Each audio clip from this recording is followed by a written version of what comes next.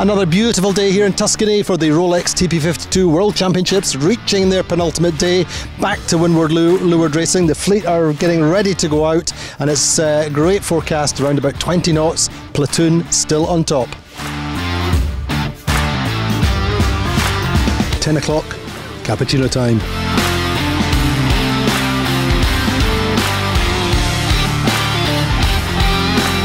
This is a cappuccino, obviously, but what's your preference? When I wake up, I always have a proper coffee, no milk, just to have a little shock. Something's a little bit different today, I'm not quite sure what it is. Hey, so Greg, tell us about the sunglasses then, a little bit of a trademark. Yeah, they are. I went to the white sunglasses maybe 10 years ago, and people recognize me with the white sunnies, so even family members and friends always pick me out in pictures with the white sunglasses. They're matched for the uniform. These have a hydrophobic layer on the outside which sheds the water when they're new. It works really well, and so they're kind of self-cleaning for a while, and I like the wraparound protection for sitting up in the front of the boat.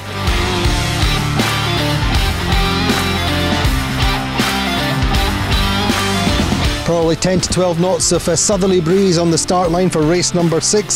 Sled get away quite nice, a really good start for them. Get out to the left early, working from the middle left of the start line. Azura, Quantum Racing and Platoon all tack out to the middle and do lose out to the boats on the left. That's Sled, Allegre and Ran Racing, the most left-sided boats up that first beat, and they lead at the top mark. Quite fickle at times in this races, the breeze is up and down a bit. Allegre got through Ran on the second beat, and then the finish order then Sled winning, Allegre second, Ran Racing in third, and another great recovery from Platoon, coming up from 10th at the first round up to 6th, and that really does keep Platoon at the top of the leaderboard. We had a good little battle with Allegre and Ran for the rest of the race, but sailed really well downwind and upwind, so yeah, it was a lot easier when you get up the front. We haven't been up there much this regatta, so it was a nice feeling for a change. Gladiator bouncing back from a 10th place in the previous race. They start nicely off the pin end of the line, starting slightly quicker than Quantum Racing and are just a little bit quicker up that first beat. The left side pays, that's the side closest to the shore, and that's the order at the top mark. Gladiator leading Quantum Racing with Allegre third round. Platoon coming back once again, 5th at the top mark. They get to the 4th in the run, and they pass Azura up the second beat. So at the finish line, a win for Gladiator, Quantum Racing consistent in second, and Platoon getting third and staying at the top of the table going into the final day. Why should we be nervous? We can't lose anything. I'm an amateur, and all the others, they can lose something, you know. For them it's not that easy to get beaten by an amateur. You know, it's less about how tricky the venue is and a lot more about how good the fleet is.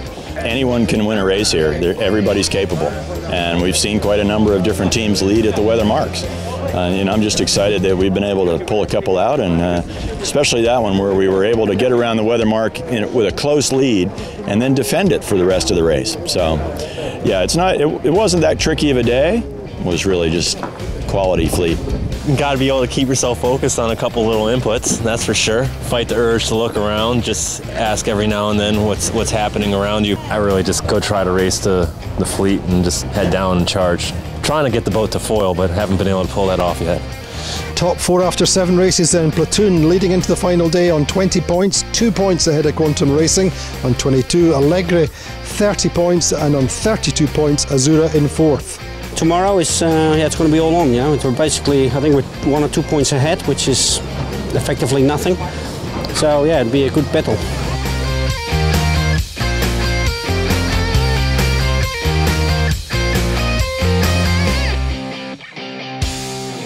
Great once again to see the kids here in Scarlino cleaning up the beach, getting really involved in their sustainability programme and enjoying the interaction with the 52 Super Series.